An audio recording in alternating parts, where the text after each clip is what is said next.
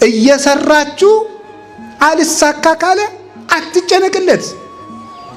አንተ ድከም፣ ስራ። እግዚአብሔርን ያህል ጌታ ጭንቀትን ርዕስ አድርጎ ካስተማረበት ጭንቀት ከባድ ነገር ነው ማለት ነው።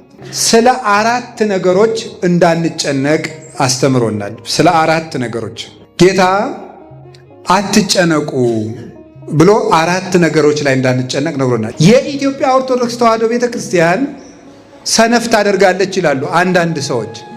እንዴት ሲባሉ የሰማይ ወፎችን ተመልከቱ ትላለችና ስንፍናን አስተምራለች። የማይዘሩ ወፎችን አለ እንጂ የማይበሩ ወፎችን አላለም ይላሉ። እየሰራችሁ አልሳካ ካለ አትጨነቅለት። አንተ ድከም፣ ስራ። ዛሬ እንደሚሞት ተዘጋጅ፣ ዘላለም እንደሚኖር ስራ ነው አይደል ያለው? ስትሰራ የዘላለም ነዋሪ መስለህ ስራ፣ እማትሞት መስለህ ስራ፣ ሌት ተቀን ስራ። ንስሐ ስትገባ ደግሞ ዛሬ የምትሞት መስለህ ዛሬውኑ ተዘጋጅ ተጨርስ። የማይሰራ ሰው ክርስቲያን አይደለም። ስሩ፣ ጥራችሁ ግራችሁ። የማይሰራ አይብላ አላለም። ምንድነው ያለ? ሊሰራ የማይወድ ነው። የማይሰራ አይብላ አላለም። ሊሰራ የማይወድ ነው ያለው። ስለዚህ እንዲው ተንቀሳቀሱ፣ የሆነች ነገር ጀምሩ። ቅዱስ ሚካኤል ባርክልኝ ባርክልኝ። አንዱ የሚበላው አጥቶ አስፋልት ላይ ያድራል፣ ረሃብ መሮታል። አንተ ደግሞ ለቤት ኪራይ የምከፍለው እያለ የአከራይዋ ጠባይ ነው የመረረ። ወይ ጥጋብ!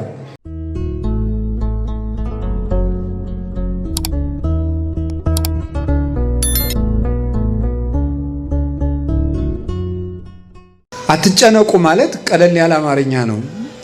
ግን ሰውን ዝም ብሎ አትጨነቁ ማለት ከጭንቀት አያድነው፣ መፍትሄ መንገር ነው እንጂ አይደለ? እንደዚህ እንደምትሉኝ እገምታለሁ። እናንተም ቢሆን ዝም ብሎ አትጨነቁ አለ እንደ የሚያስጨንቅ ጉዳይ አለ እንደምትሉ እርግጠኛ ነኝ። እንደዚህ ያለ ማን ነው? እግዚአብሔር ነው፣ እኔ አይደለሁም። አትጨነቁ ያለ ጌታችን ኢየሱስ ክርስቶስ ነው። ጭንቀትን ርዕስ አድርጎ አስተምሮበታል። ስለዚህ ጌታችን ኢየሱስ ክርስቶስ እግዚአብሔር ነው፣ ሰው የሆነ አምላክ ነው። እግዚአብሔር ርዕስ አድርጎ ያነሳው ነገር መቼም ትልቅ ቢሆን ነው። እግዚአብሔርን ያህል ጌታ ጭንቀትን ርዕስ አድርጎ ካስተማረበት ጭንቀት ከባድ ነገር ነው ማለት ነው። ስለዚህ ጌታችን ኢየሱስ ክርስቶስ ጭንቀትን አስተማረ።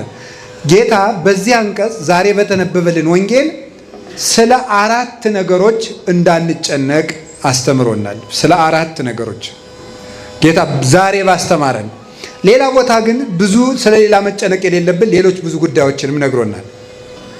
ጌታ አትጨነቁ ብሎ 4 ነገሮች ላይ እንዳንጨነቅ ነግሮናል። የመጀመሪያው ስለ ምግብ ነው። ለነፍሳችሁ ለምትበሉትና ለምትጠጡት ነገር አትጨነቁ አለ። ለነፍሳችሁ ምዕመናን ልብ በሉ። የምንበላው ለነፍሳችን ነው ለስጋችን ነው? ለስጋችን ነው አይደለም? እና እንደዛ ከሆነ ጌታ ለነፍሳችሁ ለምትበሉት አትጨነቁ ለምን ይለናል? ለነፍሳችሁ የምትበሉ የምንበላው ለስጋችን ነው። ለምን ይመስላችኋል? የሰው ልጅ ቆሞ የሚሄደው ምን ስላለችው ነው? ነፍስ ስላለችው ነው።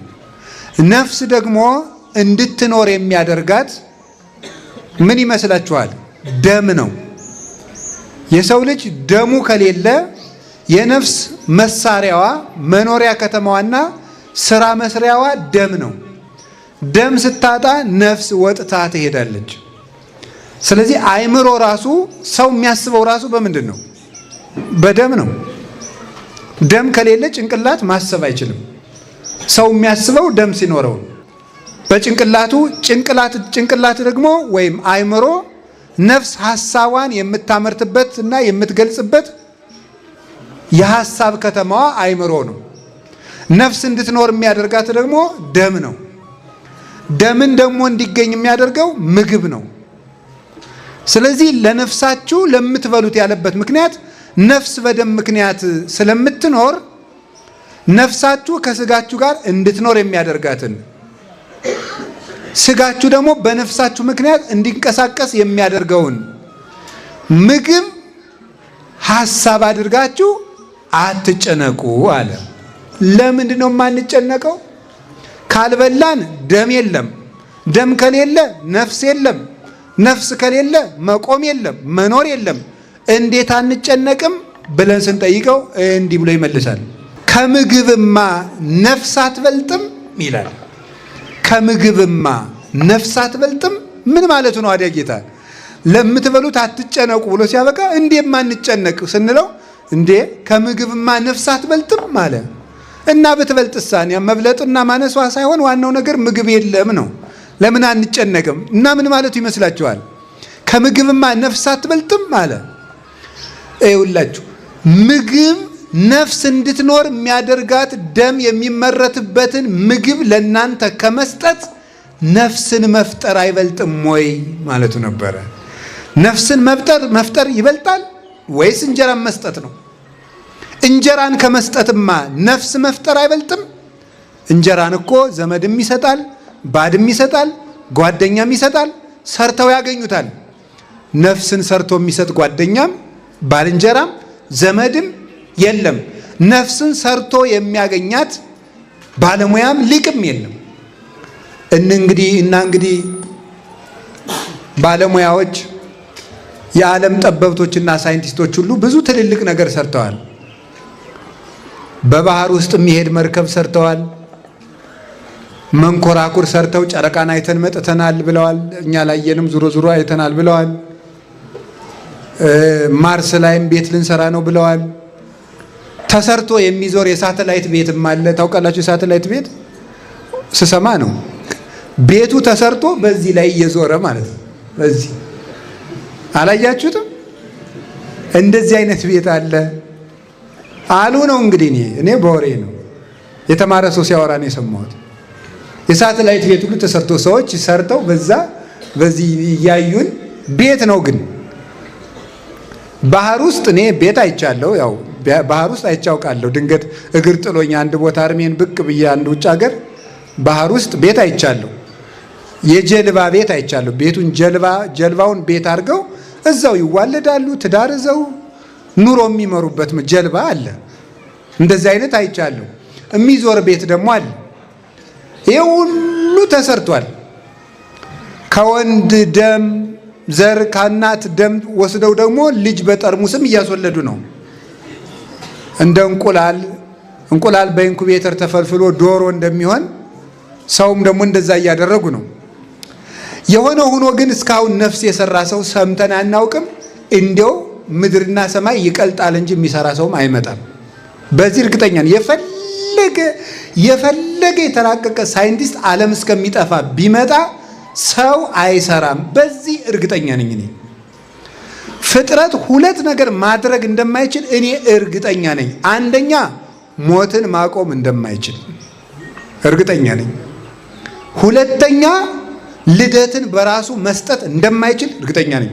ይሄው ልክ አባቱና ከእናቱ እኮ የሆነ ነገር ፈጥረው ወስደው ልጅ እያደረጉና የሆነ ነገር ወስደውማ ያው የእግዚአብሔርን ነገር ነው ያገናኙት። ያንማ ያማ እግዚአብሔር እኮ ነው እንጂ ሰራ። ታዲያ እነሱ ሰሩ ልንል ነው? እሱ አይደለም።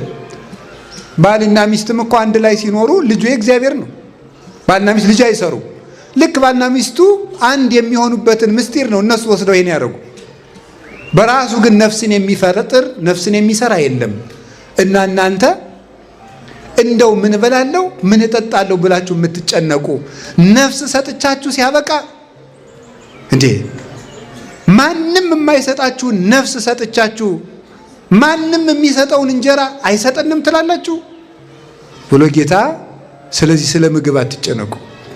እንዳትጨነቁ ደግሞ ንጽሩ አዕዋፈ ሰማይ፣ የሰማይ ወፎችን ተመልከቱ።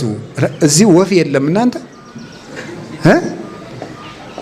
ገዳም ቢሆን አሁን ብዙ ወፍ ነበር። እዚህ ምንም ወፍ የለም። ይገርማል። እንደው ወፍም አላስቀምጣላችሁ እንዴ እናንተ? ሌላ ምን አላስቀምጣ ወፍም ያልክ ምን አላስቀምጥ ብለናል እንዳትሉኝ። አይ እኔ ምንም አታነካኩኝ ያልኩት ነገር የለም። ብቻ ብዙ ነገር አላስቀምጥ ብለናል። እና ብቻ ግን ወፍ መቀመጫ መጣች አንዲት። አሁን እዚህ እንደው ጥሩ ነው አለን ብላ እኮ ነው እንደው ስማችን አታጥፉ ብላ እዚሁ ፊት ለፊት የመጣች። ይገርማል እኮ አንዲት ወፍ ናት። በጣም እንዴት ያለች መሰለቻችሁ። ስለዚህ የሰማይ ወፎችን ተመልከቱ ነው። የሰማይ ወፎችን ስንመለከት ተመልክተን ምናደ እለ ኢይዘርኡ ወያአርሩ ወያስተጋብኡ ውስተ አብያት የማይዘሩ የማያጭዱ በጎተራ የማይሰበስቡ ድልብ የሌላቸው እንደዚህ ዘመድ ደግሞ አካውንት የሌላቸው የሚያጠራቅሙበት ባንክ የሌላቸው ጓሮ የሌላቸው ወይም የንግድ ማዕከል የሌላቸው እስቲ ወፎችን ተመልከቱ።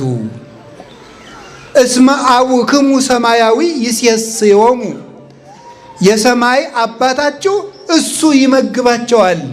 አየ ሊቃውንት ምን ይላሉ መሰላችሁ? የኢትዮጵያ ኦርቶዶክስ ተዋሕዶ ቤተክርስቲያን ሰነፍ ታደርጋለች ይላሉ አንዳንድ ሰዎች። እንዴት ሲባሉ የሰማይ ወፎችን ተመልከቱ ትላለችና ስንፍናን አስተምራለች። እለ ኢይዘርኡ አለ እንጂ እለ ኢይሰርሩ አላለም ይላሉ ሊቃውንቱ። የማይዘሩ ወፎችን አለ እንጂ የማይበሩ ወፎችን አላለም ይላሉ። መብረር ምንድን ነው? ስራ በሉ። መብረር ምንድን ነው?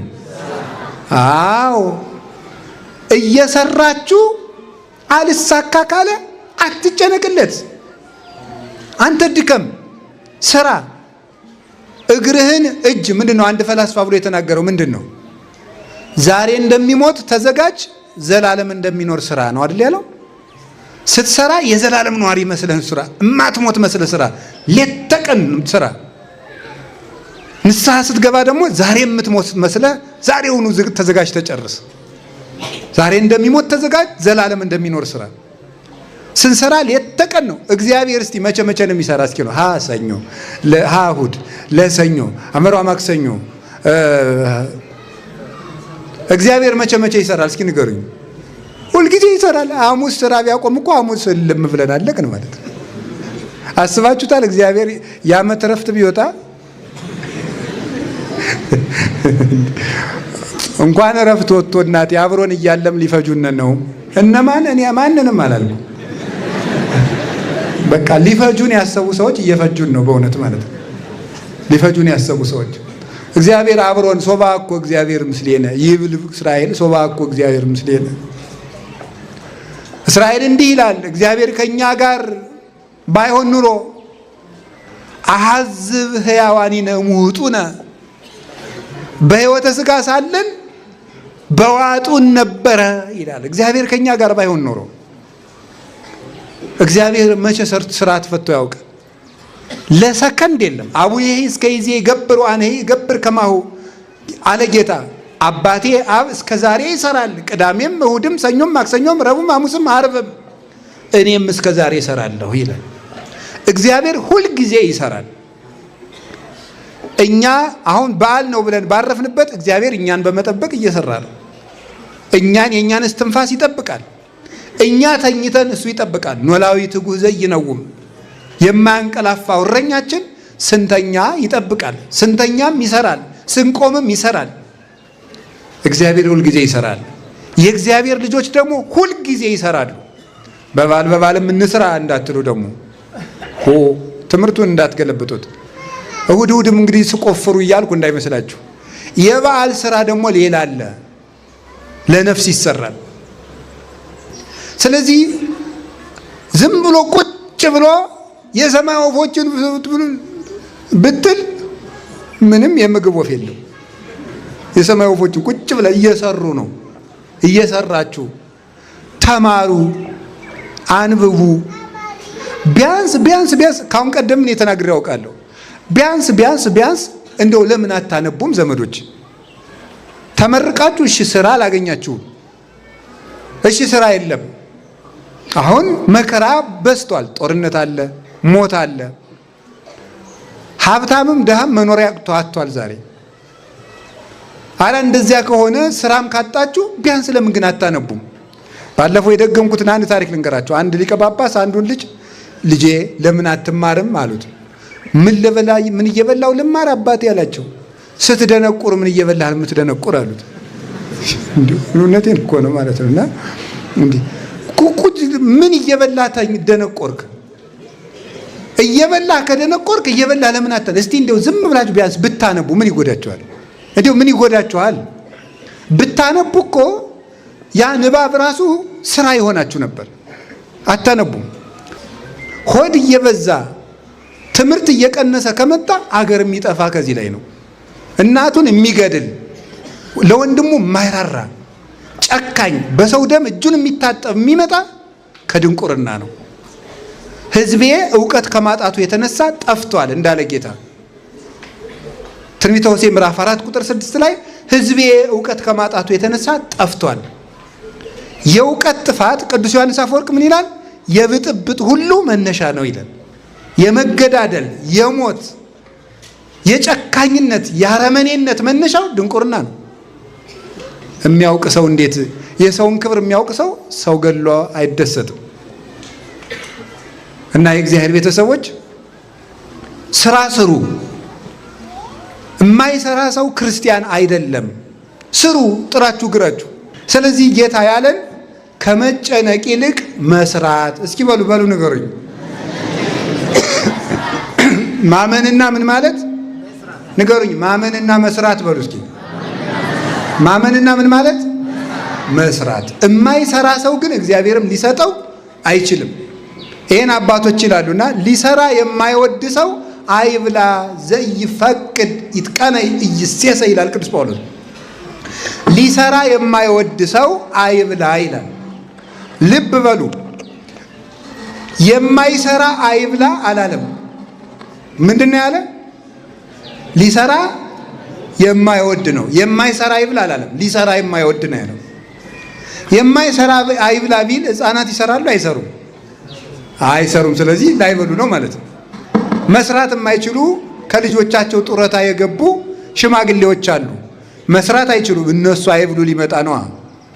የታመሙ ሰዎች መስራት አይችሉም። እነሱ አይብሉ እንዳይል ምን አለ? ሊሰራ የማይወድ ማለት መስራት እየቻለ የማይሰራ ሰው አይብላ። የሁላችሁ ሳሰሩ አትብሉ። ቁጭ ብላችሁ የቤተሰብ እንጀራ አትብሉ። የሆነ ነገር አድርጉ ባካችሁ። አንድ መጽሐፈ መነኮሳት ምን ይላል መሳለ? እንደው ቁጭ ከምትል እንዳትስቁብን፣ እንደው ቁጭ ከምትል ቢያንስ ተንቀሳቅሰ ሽንትን ሸንተና ይላል። እንደው ቁጭ ከምትል ይሻላል ነው። እንደው ይሻላል። በዚያው ስራ እንድትማር እኮ ነው። ከስራ ፈትነታችን የተነሳ ብዙ ባለሱቆች ያለ ስራ መቆም ክልክል ነው የሚለጥፈዋል። እንዴ በጣም እኮ ነው የሚገርማችሁ። ይሄ እኮ መሳቂያነት ነው። አገሪቱን የስራ ፈት ሀገር ማድረግ እኮ ነው። ደግነቱ ፈረንጆቹ አማርኛ አያነቡም እንጂ ያለ ስራ መቆም ክልክል ነው ማለት እዚህ ሀገር ያለ ስራ ይቆማል እንዲሉ ነው የምናደርገው እኮ። ስለዚህ እንደው ተንቀሳቀሱ፣ የሆነች ነገር ጀምሩ። ቅዱስ ሚካኤል ባርክልኝ ይላል። አንድ ሰውዬ መጣና ቅዱስ ሚካኤል ምኑን ነው የምባርክልህ አለው። ወይ አትክልት የለ ወይ ዶሮ አላረባ፣ እንደው ምኑን ነው የማባርክልህ? ሰው እኮ ዶሮ ገዝቶ ዶሮዬን ባርክልኝ፣ አትክልት ተክሎ አትክልቷን ባርክልኝ፣ መጽሐፍ አንብቦ ጭንቅላቴን ባርክልኝ ይባላል። እንዲሁ ተኝቶ ባርክልኝ አለ። ነውር እኮ ነው ይሄ፣ ነውር ነው። ስለዚህ እንዲሁ ስሩ፣ አይዟችሁ። እና ደግሞ ከዛ በኋላ እየሰራችሁ ካጣችሁስ አትጨነቋ እንዴ። የግድ እኮ ሀብታም ልንሆን አልተፈጠርንም፣ ልናጣም ጭምር እኮ ተፈጥረናል እንዴ። ድህነት ቅድስና አይደለም እንጂ ኃጢአትም እኮ ድግና አይደለም። ድሃ መሆንም እኮ ይቻላል። ካልተሳካ ለምንስ ድሃ አንሆንም? መድኃኔዓለም እኮ ድሃ ነው። በስጋው በዚህ ዓለም ሲኖር ድሃ ነበር። ምንድን ነው ያለም? ለቆናጽል ግበብ ቦሙ ወለአዕዋፈ ሰማይኒ ምጽላል ቦሙ ለወልደ እጓለ እመሕያውሰ አልወቱ ሀበ ያሰምግ ርእሶ። ለቀበሮዎች ጉድጓድ አላቸው፣ ለወፎቹም ጎጆ አላቸው፣ ለክርስቶስ ግን ራሱን የሚያስጠጋበት ምንም የለውም ማለት። የሰማይና ምድር ጌታ 33 ዓመት በምድር ሲኖር አንዲት ጎጆ የለችው። የአምላክ እናት ድንግል ማርያም የሕይወት እንጀራን አዝላ ለልጇ የምታበላው ቁረሽ እንጀራ አልነበራትም። ውሃ ለምናለች። ለምን ትጨነቃላችሁ? ጌታ ሆይ መቼ ነው የምታሳካልኝ? መቼ ነው የራሴ ጎጆ የሚኖረኝ? የራሴ መጠለያ የሚኖረኝ? አከራዮቼ እኮ ጨቅጭቀው ገደሉኝ። አንዱ የሚበላው አጥቶ አስፋልት ላይ ያድራል፣ ረሃብ መሮታል። አንተ ደግሞ ለቤት ኪራይ የምከፍለው እያለ የአከራዩ ጠባይ ነው የመረረ ወይ ጥጋብ። ይሄ እንደው እናቱ የሞተችበትና ገበያ ሄደችበት እኩል ያለቅሳል። እውነት ነው። አከራይ የሚጨቀጭቅ ይመስለኛል። አልፎ አልፎ አከራይ ይጨቀጭቃሉ። ደሞዝ እያጣሩ ይጨምራሉ፣ ሲወደድ ይጨምራሉ።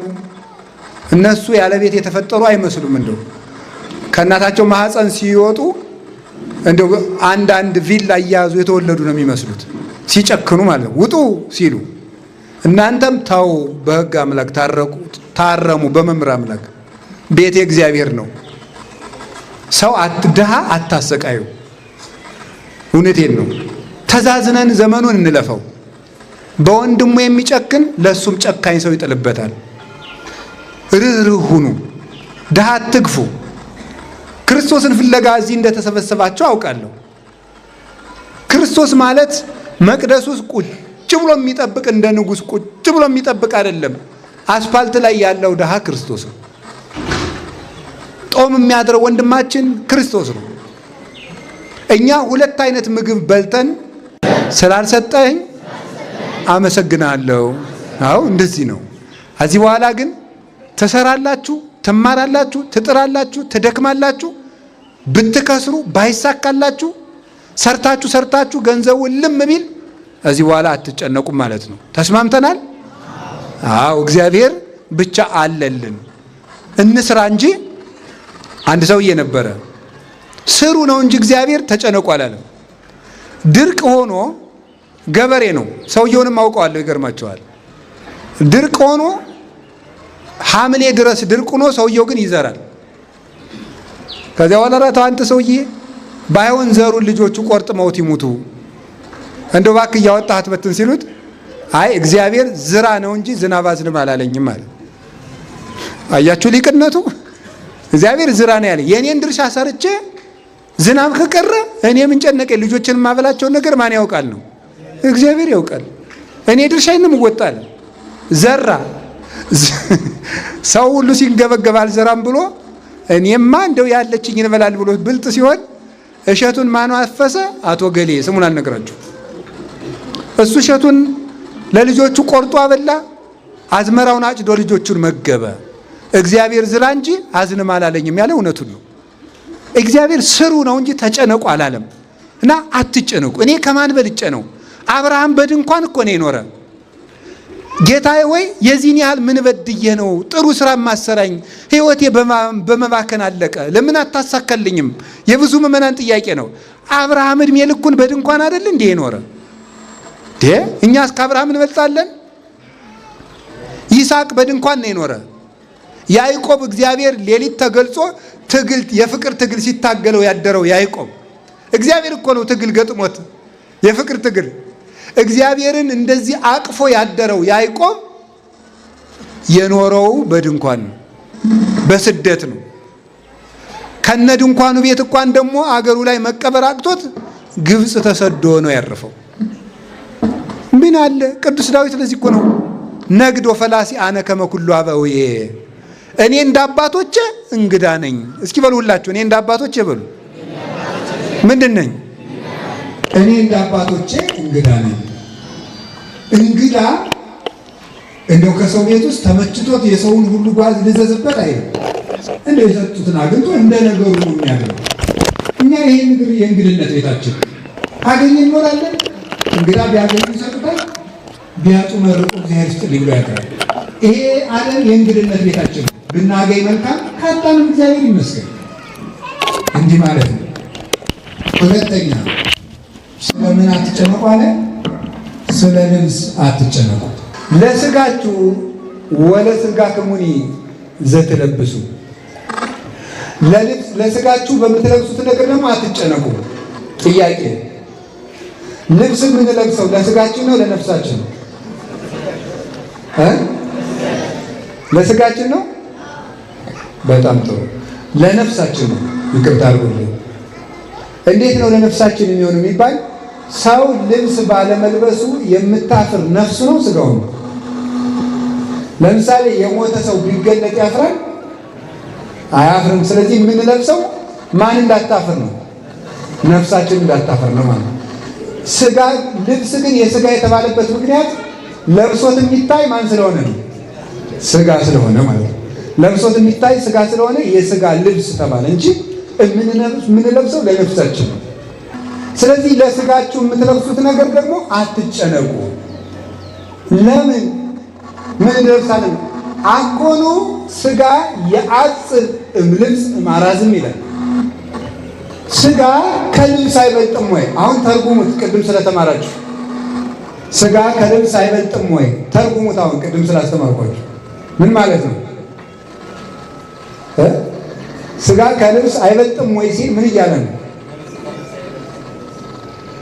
ልብስ ለእናንተ ከመስጠት ምን ማድረግ ይበልጣል እያለ ነው።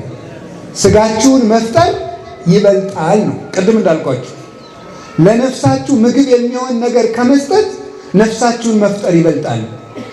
ለስጋችሁ የሚሆናችሁን ልብስ ከመፍጠር ስጋችሁን መፍጠር ይበልጣል። ሰው ሊያደርግላችሁ የማይችለውን ስጋ መፍጠር ፈጥሬ ከሰጠዋችሁ ዓይን፣ እጅ፣ ጆሮ፣ አፍንጫ፣ እግር ፈጥሬ ከሰጠዋችሁ ሰው ገዝቶ ሊሰጠው የሚችለውን ልብስ አይሰጠንም ብላችሁ ታስባላችሁ ማለት ነው። በዚያውም ላይ ለልብስ አትጨነቁ፣ ለስጋችሁ ለልብስ አትጨነቁ ማለት ምን ማለት ነው? ይሄን ለብሼው ይሄን እንትንስ ብየው ይሄኛው የለኝም ያኛው የለኝም ብላችሁ አትጨነቁ ነው። አንዳንዱን ልብስ እኮ የምንለብሰው ለውድድር ነው። ቅዱስ ዮሐንስ አፈወርቅ ይቅርታ፣ ወንዶችም አጓጉል ልብስ ይለብሳሉ። ሴቶች ላይ ጨፈጨፍኩ ይመሰለኝ። ወንዱ ሁሉ ይለብስ የለን። የወንዱ አለባበስ ራሱ ቀጣቶ ሱሪው ዝቅ አድርጎ እዚህ ታች ታጥቆ እናቴ በግድ ጅል ይሆናል ሰው እንዲሁ እኮ ግን በጣም እኮ እናቴ በስባ ነውር ነው በእውነት ማለት ነው። ነውር እኮ ነውር እንዲሁ ሱሪያችሁን ዝቅ አድርጋችሁ ይህ ጅልነት። እንደዚያ ሱሪ የለሽ ተብሎ ነው የሚሰግደው። በገጠር ራሱ ሱሪ የለሽ ከተባለ ስድብ ነው። እና አሁን ምን ልላችሁ ፈልጌ ነው፣ ቅዱስ ዮሐንስ አፈወርቅ ምን ይላል? አይ አንቺ ሴት ለምንድን ነው ውድ ልብስ እየለበሽ በከተማው መሃል ወይ በመንደር መሃል የምትሄጂው ላይ ይጠይቃል። ባሌን ደስ እንዲለው ብዬ ብለሽ ትመልሽልኝ ይሆናል ይልና አይደለም ይላል። እንደዚያ ሳይሆን አንቺ የለበስሽው ልብስ በሌላቸው ድሃ ሴቶች ላይ መመካት ፈልገሽ ነው ይላል። ያ ልብስ በሌላቸው ሰዎች ፊት እሷ ኖሯት ለብሰው በእነሱ ፊት ስታልፍ በእነዚያ በላይ የበላይነት ስሜት እንዲሰማሽ ፈልገሽ ነው። እንግዲህ እነዚያ ድሃ ሴቶች በአንቺ ምክንያት እግዚአብሔርን እንደሚሰድቡት ታውቂያለሽ ወይ ይላል። ለምን ይቺ በየሰዓቱ የምትለዋውጠው ሰጠህ፣ ለእኔ ግን በወር አንድ ጊዜ የምለውጠው አሳጣኸኝ ብላ እግዚአብሔርን ትሰድበዋለች ይላል። በልክ እኮ ነው የሚኬደው። በታመመ ሰው መሀል ሲኬደው ጀብ ተብሎ አይኬድም። ለምን ሰውየው ምን ይላል? እነዚህ የሚሮጡበት ጉልበት ሰጠህ፣ እኔ ግን ቀና ብዬ እንኳን የማይበትን ጤና ነሳኸኝ ብሎ እግዚአብሔርን ያማርራል። የታመመ ሰው ልትጠይቁዳችሁ ካካካካካካ ተብሎ አይሳቅም። የታመመ ልትጠይቁዳችሁ ትስቃላችሁ። ምን ይላል? እኔን እንደዚህ ውጋት ያጣድፈኛል፣ እነሱ እንደ ቆሎ ይፈጋሉ፣ ምን አድርጌ ነው ጌታዬ? ከታመመ ሰው ልትጠይቁዳችሁ እንትና ይችን ጉረሻት እገሌ ጉረስ ብላ ሻይ እንትምጥል አይባል ተብሎ እኔ ይሄን ከቀመስኩ ወሬ ነው እነሱ ይገላገላሉ ብሎ ማንን ያማርራል? እግዚአብሔርን ያማርራል። ስርዓት ተይዞ ነው ሁሉ ነገር የሚደረገው እግዚአብሔር ቤተሰቦች። ስለዚህ ልብሳችሁን አትጨነቁ ማለት ይሄንን ለበሳችሁ ያንን ለበሳችሁ ሰው በልብሱ አይከብርም። በጣም በልብስ አይነት በመጨነቅ አይምሯችሁን አታደንዙ፣ በዚህ ዓለም ፍቅር አትያዙ ማለት ነው። ለልብስ ከመጨነቃችን የተነሳ እንዳልኳችሁ ደጋግሜ እንደምናገረው ቀዳዳ ልብስ ፋሽን ሆኖ መምጣቱ ነው። ሰው የመጨረሻ ማበዱን የማይሆን በዚህ የመጨረሻ የተቀደደ ሱሪ ፋሽን ሆኖ ሲሸጥ ይህ ምን ይባላል?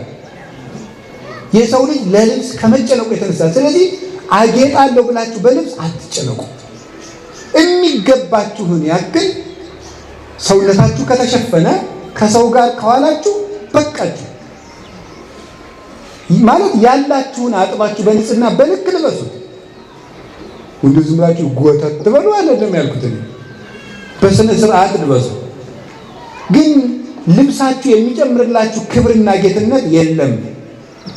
ብዙ ልብስ በመግዛት ደስታን ማግኘት አይገባም፣ አይቻልምም። ለዚህ አትጨነቁ። እንደዚያ ከሆነ ልብስ የት እናገኛለን የምትሉ ከሆነ ምን አለ? ርእዩ ጽጌያተ ገዳም ዘከመ ይልህቁ። የምድረ በዳ አበቦችን ተመልከቷቸው እስኪ። ማን ነው ያለበሳቸው? አንዱ ቢጫ ልብስ ለብሶ አደዳ አበባ፣ ጽጌረዳ ደግሞ ቀይ አበባዋን ይዛ የየራሳቸውን መልከኛ ልብስ ለብሰው አበቦቹ ሸርግድ ሲሉ በተራራው ላይ ማን ነው እንደዚህ ያለው ውበት ያለበሳቸው? ገዝተው እኮ አይደለም የለበሱት፣ ከዚህ ነው ያፈለቁት ከሰውነታቸው። እስቲዋቸው አለ ሰሎሞን ጥቀ በኩሉ ክብሩ ይለብሰ ከማዱ ምሉ። ሰሎሞን እንኳን እንዲያ ያለ ባለጸጋ ሲሆን ከነዚህ አበቦች ያንዱን ያህል አልለበሰም ማለት። ለምን? ሰሎሞን አበባ ሊያስጠልፍ ይችላል እንጂ አበባ አያብብም። ገብቶችኋል? ሰሎሞን እንኳን የአበቦችን ያህል አልለበሰም። እና ታዲያ እነዚህ አበቦች ሳይጨነቁ እንደዚህ የሚለብሱ ከሆነ ለዚያውም ደግሞ ወናሁ ጽጌ ገዳም ዘዮም ሀሎ ወየሰማይ ወደይ ውስተ እቶነ እሳት ዘከመዘ ያለብሶ እግዚአብሔር እፎኪያክሙ ኦ ሕጹጻነ ሃይማኖት። ዛሬ አብቦ ለምልሞ በመስከረም በጥቅምት አብቦ ለምልሞ የምታዩት ነገ በእሳት የሚቃጠለውን አበባ እግዚአብሔር እንደዚህ አድርጎ የሚያለብሰው ከሆነ እናንተ እምነት የጎደላችሁ ባሪያውና በአምሳሉ የፈጠራችሁን እናንተንም እንዴት አያለብሳችሁ? ወፍ ያላቸው ግን ቄስን ተመልከቱ ማለት ነው ብለው ተርጉመውታል። የሰማይ ወፎችን ተመልከቱ ማለት የማይዘሩ የማያጭዱ ወፎችን፣ ካህናትን ተመልከቱ ማለት። ካህናትን ማንን ያበላቸው? እስኪ ንገሩ። ለምሳሌ እኔን ብትወስዱኝ እኔ ጓሮ የለኝም፣ እግዚአብሔር የተመሰገነ ይሁን፣ የባንክ አካውንትም የለኝም። ቄስን አሁን እናንተ ስታከብሩ ፖሊስ አላስገደዳችሁ፣ አዋጅ አልተነገራችሁ። ልባችሁ በቄስ ላይ እምነት እንዲኖረው አድርጎ ብር አዋጣችሁ ቄስ ካባ እንዲደርብ ማድረግ ይሄ የማን ስራ ነው? ሰውን ያህል ክፉ ጭንቅላት ያለው ፍጡር አምኖ ብር እንዲሰጥ ማድረግ እኮ ጎበዝ ቀላል መስሏችኋል? ሰው እኮ ቀላል ፍጡር መስሏችኋል? የመጨረሻ የተራቀቀ ፍጡር ነው በጣም። እኔ እንደው በምድር ላይ በጣም የሚከብድ እውቀት ምንድን ነው ብትሉኝ ሰው ይባላል። ሰው መቼም ቢሆን ሊገባኝ አይችልም። በፊት የገባኝ ይመስለኝ ነበር። ሳየው የከበደኝ እየረቀቀብኝ ይመጣል። የመጨረሻ ተገልጦ የማያልቅ መጽሐፍ ሰው ነው። እየሳቀ ነዶት ሊሆን ይችላል፣ አይታወቅም። እየሰጠ ሊቀማ ሊሆን ይችላል፣ አይታወቅም። ምን እንዳሰበ ማለት ምን እንዳሰበ ማወቅ አይቻልም። እየተጣሉ ውሸታቸውን ሊሆን ይችላል፣ አይታወቅም። ሰው ውረድ እንውረድ ብለው በቃ ወግዳናቱን ነው የምለው የሚለው ውሸታቸውን ሊሆን ይችላል። አይ እንዲህ ሰው አይታወቅም፣ እንዲሁ ሰው አይታወቅም። ስለዚህ የእግዚአብሔር ሰዎች ሰውን ያህል ነገር በጦርነት እንኳን ታንቄ ሞታለሁ የሚለውን ፍጡር በነፃ ብር እንዲያመጣ ያደረገ እግዚአብሔር ይህ ቄስን ተመልከቱ በሉ፣ ቄስን ተመልከቱ በሉ። አዎ ወፎች የተባሉ ደግሞ እነማን ናቸው? እስራኤልን ተመልከቱ። አልዘሩም አላጨዱም። ስንት ዘመን መገባቸው እግዚአብሔር? 40 ዓመት። በምን? በደመና። ወፍ ያላቸው እስራኤልን እዩ። አበባ የተባሉ ግን ሃይማኖት የሌላቸው ሰዎች ናቸው። ሃይማኖት የሌላቸው ሰዎች አበባ ይባላሉ። አበባ ዛሬ ሽብርቅ ብሎ ህዳር ሲመጣ እርግፍ እንደሚለው ሃይማኖት የሌላቸው ሰዎች በሀብት ያማረባቸው ናቸው። ነገ ግን ገሃነም አለባቸው። እና ወናሁ ጽጌ ገዳም ዘዮም ሀሎ ዛሬ ያበበውን አበባ ነገ የሚቃጠለውን ማለት ነገ በገሃነም የሚቀቅለውን ሃይማኖትን የካደውን ሰው እግዚአብሔር ሲያበላው ሲያጠጣው እያየ እናንተ እምነት የጎደላችሁ በስሙ ተጠርታችሁ አምናችሁ እናንተ እንዴት አይመግባችሁም ማለት ነው። ስለዚህ ሁለተኛው ለልብስ አትጨነቁ። ከቃሉ ጋር ናችሁ? ከቃሉ ጋር ናችሁ? ሶስተኛ አሁን ራሱ የሚገርማችሁ ለልብስ መጨነቅ እንኳን እናንተ መቼስ አይቆጡኝም። እዚህ ያሉት አባቶች ደግ ናቸው፣ አይቀየሙ። ምንድነው እንኳን በልብስ እንኳን የሰው ልብስ የቤተ ክርስቲያኑ የመጋረጃ አይነት ራሱ አሁን መከራ ብልቶናል። ይሄን ነው ይቅር በሉኛል። ቤተ ክርስቲያን የመጋረጃ አይነት ለአንዱ ነጭ፣ ለአንዱ ቢጫ፣ ለአንዱ ወርቅ፣ አንዱ ደብር ያይና የ500 ሺህ ብር መጋረጃ ሲመጣ ሌላኛው ደብር ደግሞ የ5 ሚሊዮን ያመጣል። ለልብስ አትጨነቁ። አንድ አይነት መጋረጃ ቢኖር እንደው እግዚአብሔር ጸልዩ ቢኖር ከአዲስ አበባ ቅድስት ማርያም ቦሌ መድኃኔዓለም እስከ መጨረሻቱ የገጠር ጎጆ ቤተክርስቲያን አንድ አይነት መጋረጃ እንደው መድኃኔዓለም ቢያመጣል ወይ ቀይ ወይ ጥቁር እርፍ እንል ነበር። በቃ ልክ አሁን እንዲህ የግብፅ ቤተክርስቲያን መጋረጃዎች ለአብይ ጾም ለሕማማት ጥቁር፣ የትንሣኤ ዘመን ነጭ፣ ከዚያ የተረፈውን ቀይ። የትኛውም ቤተክርስቲያን ብትሄዱ 3 መጋረጃ አለ። በቃ ሌላ የለም። የትኛውም ትልቅም ገጠርም ገዳምም ከተማም ማለት ነው። እኛም እንደዚያ ቢኖረን እንዴት ጥሩ። ስለዚህ ይህንን አትጨነቁ። እግዚአብሔር የሚፈልገው ሌላውን ነገር ነው። አዎ ለወንጌል ክብር፣ ለቅዳሴ ክብር የወርቅ ወንጌል፣ የወርቅ ገበታ፣ የወርቅ አትሮንስ፣ የወርቅ መስቀል፣ የወርቅ ጉልላት ቢኖር ጉዳት የለው። ዋናውን ነገር ትተን ከሆነ ግን ጉዳት አለው። ያም እንዳይሆን ለልብስ አትጨነቁ ያለን ይህንን። ሶስተኛስ ጌታ አትጨነቁ ያለን ለምን ይመስላችኋል? ሌላ የማታስተካክሉት ነገር ላይ አትጨነቁ። እስኪ በሉ ድገሙ። ምን ማትሉት ነገር ላይ? ለምሳሌ መኑ እሙስቴትክሙ በተክዞ ዘይግል ወስቆ አሐደ መተበዲ በቆሙ። ከእናንተ መካከል ተጨንቆ በቁመቱ ላይ 1 ክንድ መጨመር የሚችል ሰው አለ ወይ አለ ጌታ። ነው እንደዚህ ያለው። አይዶ ትንሽ 1 ክንድ አሁን የእንትናን ማን የሚባለው የዳርዊንን የዝግመተ ለውጥ ቲዎሪ አንዳንዶቻችሁ ታውቁታላችሁ። ሰው መጀመሪያ አንድ ዝንጀሮ ነበረ። ከዛ ኑሮውን ለማሻሻል ሲጥር ምን እያለ መጣ? እንደዚህ እያለ በሁለት እግሩ ቁጭ አለ ቆመ አለ። ምን ነው ዛሬ ረጃጅም ሰዎችን አጫጭር ሰዎችን እንዲህ እያሉ እንደ ቀጭኔ ጥቂት መዘዝ ቢሉ የማይሆን ነገር ነው የሚያወራው ይዘውዬ። ዛሬ ያሉ ዝንጀሮቹ ስለምን አይሻሻልም? ለነገሩ ውድቅ ተደርጓል በራሳቸው በዘመናዊ ሳይንቲስቶች። አሁን ውድቅ ሆኗል የሱ አስተምህሮ።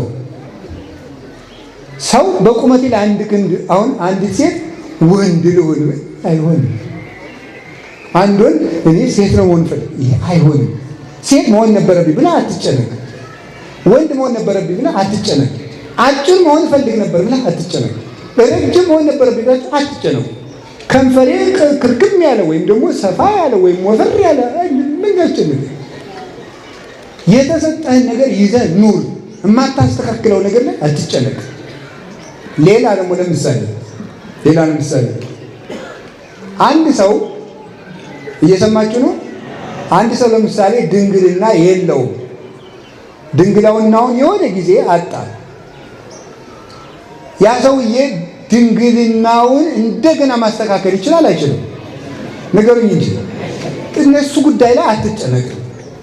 ቀሪ ህይወትህን ምራ። በንስሐ ድንግል ሆኖ ቅዱስ ሆኖ መኖር ይቻላል። የሥጋውን ማህተም ግን ማስተካከል አይቻልም። ስለዚህ ማስተካከል ወይኔ ድንግል በሆን ኑሮ ወይኔ ባልጥለው ነው ወይኔ በሆን ኑሮ አትበል። ያለፈ ነገር ላይ አይምሮህን አታድክም፣ አታሰቃየው። ወደፊት ነው ማሰብ። እንደገና ሄደን እንደ ኮምፒውተር አንዱ ብለን የማናስተካክለውን ነገር ሄደን እንደገና የማናስተካክለው ነገር ላይ አትጨነቁ። የታሪክ ሪሳይክል ቢን የለም። ወይም ትራሽ የለም አውጥተን እንደገና የምናመጣበት የለም። እንደ ኮምፒውተር ፕሮግራም ያለፈ ነገር በቃ አልፏል፣ አይመጣም። እንደውም አንድ ጽሑፍ ሳነብ ያገኘሁት እንገራችሁ። ሰዎች 48% ስለ ነገ በመጨነቅ 48% ነው የሚያሳልፉት።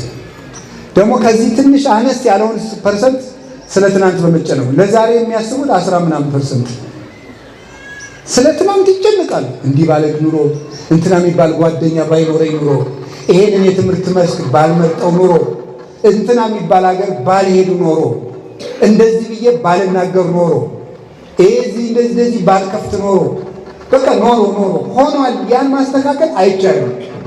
ባህር ዳር ባልመጣ ኖሮ፣ አዲስ አበባ ባልመጣ ኖሮ፣ ጅማ ባልመጣ ኖሮ፣ መቀሌ ባልመጣ ኖሮ፣ አሜሪካ ባልመጣ ኖሮ፣ እንዲህ ያለ ነገር ባላደርግ ኖሮ ሆኗል እሱ በቃ። ስለሆነ ያንን የሆነ ታሪክ እየመዘዝክ አትጨነቁ። ማስተካከል የማትችሉትን ትናንት ላይ አትጨነቁ። ከቃሉ ጋር ናችሁ? ከቃሉ ጋር ናችሁ? እግዚአብሔር ከሁላችን ጋር ይሁን። ማስተካከል የምንችለው ማንን ነው? ዛሬን። እስኪ ዛሬን በሉ። ዛሬን ማስተካከል ይቻላል። ስለዚህ ስለ ትናንት አትጨነቁ። ሌላስ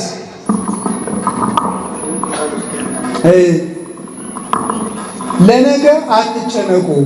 ሌላ ደግሞ የነገረኝ ጌታ ኢትበሉ ለጌሰም እስመ ጌሰም ትሄድ ይደርሳል። ለነገ አትጨነቁ። እስኪ ለነገ በሉ።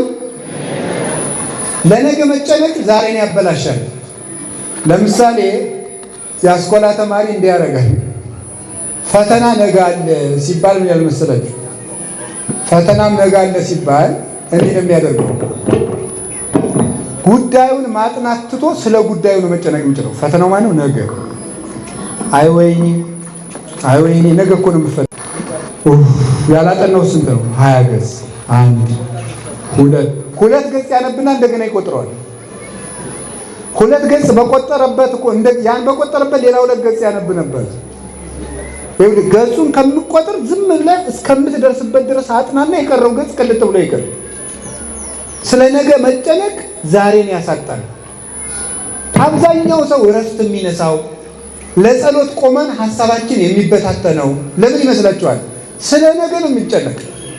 እስቲ ቁጭ ብላችሁ ጸሎት ስትጸልዩ የመጣላችሁን ሐሳብ ቁጭ ብላችሁ አስቡ። ስለ ነገ ነው የምትጨነቁት።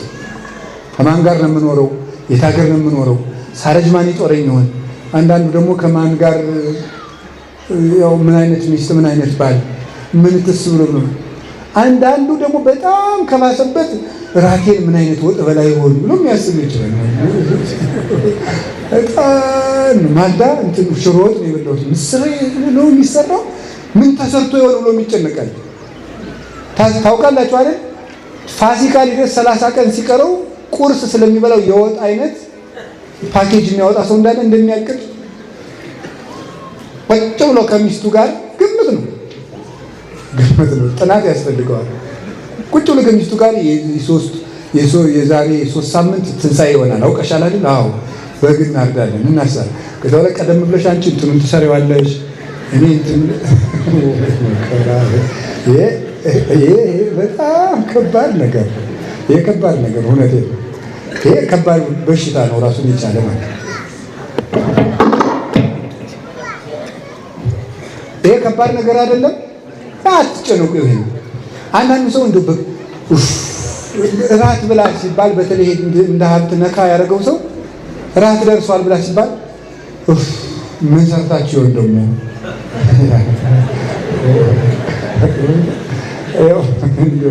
እናቴ እንደው አይ ድሮ አናውቅህም እንደው አናውቅህም እና ያው ቅዱስ ዮሐንስ አፈወርቅ ምን ይላል መሰላችሁ?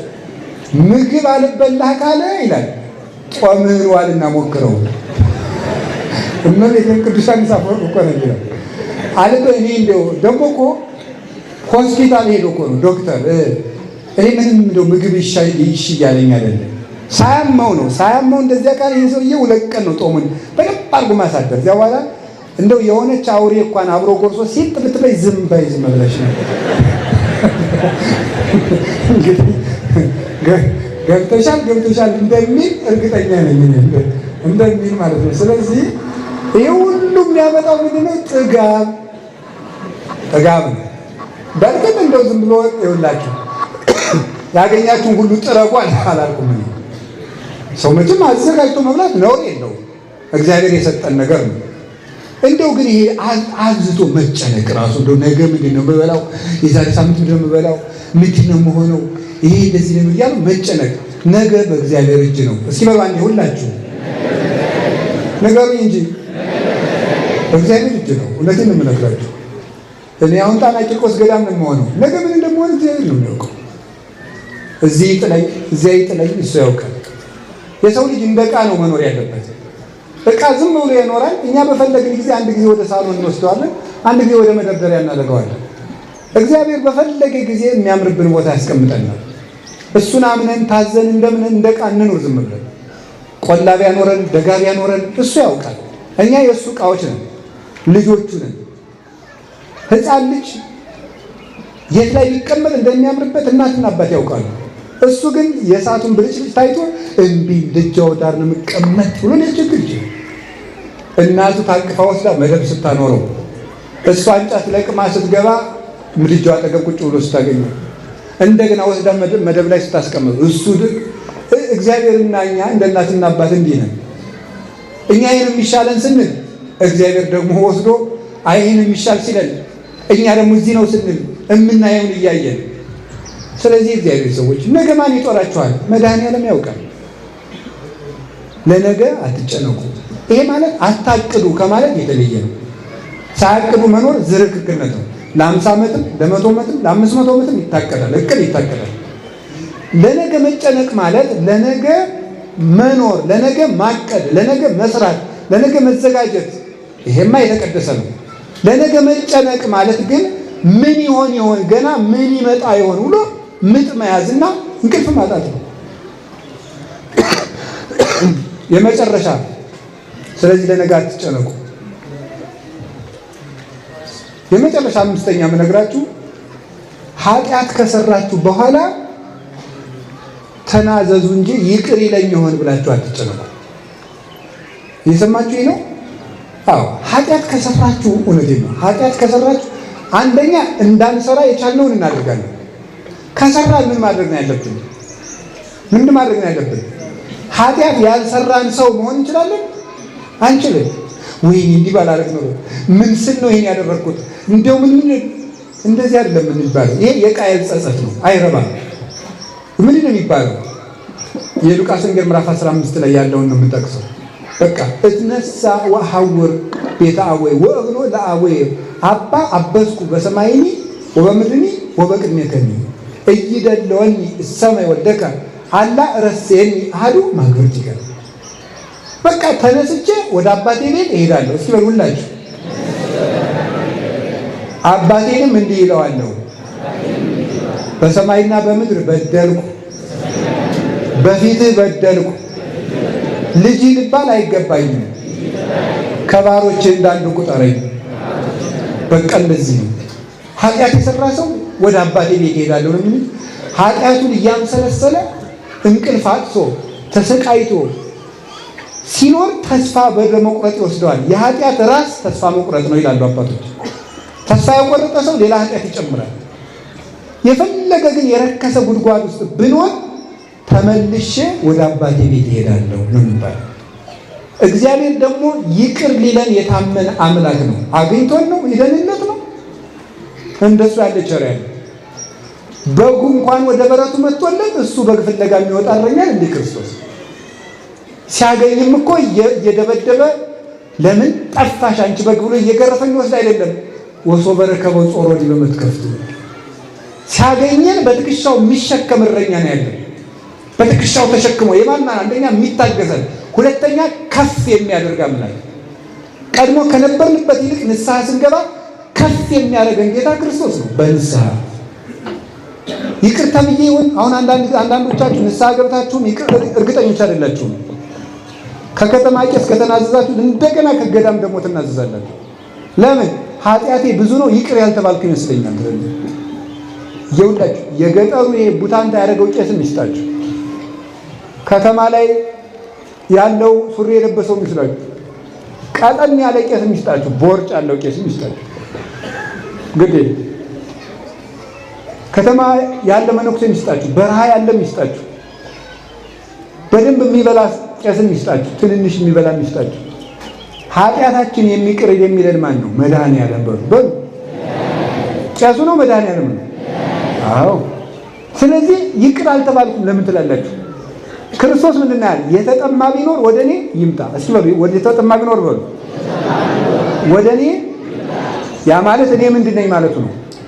ውሃ በሉ እንጂ ውሃ ውስጥ የተጣለ ደብዳቤ መልሶ ይነበባል? ስለዚህ ክርስቶስ ውስጥ የጣልነው ዕዳችን መልሶ አይነበብብንም። ጌታችን ኢየሱስ ክርስቶስ የምህረት ውሃ ነው። እሱ ላይ የወረወርነው የዕዳ ደብዳቤ ማንም አንስቶ ማንበብ አይችልም። መልሰን አንጠየቅም። ጌታችን ኢየሱስ ክርስቶስ የነፍሳችን በረሃ የሚያረሰርሰው ፍሬ እንድታፈራ የሚያደርጋት የሕይወት ውሃ ነው። ወደ እሱ ከመጣ አትጨነቁ ያለን እኮ ዝም ብሎ አይደለም። እኔ አትጨነቁ ብዬ የምሰጠው የለኝም። ክርስቶስ ግን አትጨነቁ የሚለን ራሱ መፍትሄ ስለሆነ ነው። እንደ መድኃኒዓለም ያለ የለም። ጸልዩ፣ አንኳኩ ይከፍትላችኋል። ሩቅ አምላክ አይደለም፣ ቸርና ቅርብ አባት ነው። አማኑኤል አይደል ስሙ? አማኑኤል ማለት ነው እግዚአብሔር ከማን ጋር ማለት ነው? ከእኛ ጋር ነው። ጌታችን ኢየሱስ ክርስቶስ እኮ አምላካችን ነው፣ መልሶስ ወንድማችን ነው። ለምን? የማንን ስጋ ነው የለበሰው? የእኛን ስጋ። ዘመዳችን ነው፣ የእኛን ስጋ ለብሷል። አምላካችን ደግሞ ነው፣ አባታችን ነው። በጥምቀት ወልዶናል። ሩቅ አይደለም። እንደሆነ ባለስልጣን ራቅ ብሎ እንደው እንደዚህ ደጅ ጸንታችሁ ወረፋ አስጠብቆ የሚገኝ አይደለም። እቤታችሁ ጠርታችሁት የሚገኝ ቸር አባት ነው። እንደዛ ስለሆነ ኃጢአት የሰራችሁ ሁሉ ክርስቶስ ይቅር ይላችኋልና ይቅር አልባል ይሆን ብላችሁ አትጨነቁ። ይልቁስ ይቅር አይለኝም እያላችሁ በኃጢአት ላይ ኃጢአት አትጨምሩ። ይቅር ባይ አምላካችን ማንም ገብቶ ቢታጠብበት የማይደፈርስ የጠራው ውሃ መድኃኒዓለም ሁላችንን የሚያንጻን። አትጨነቁ። ወስብሐት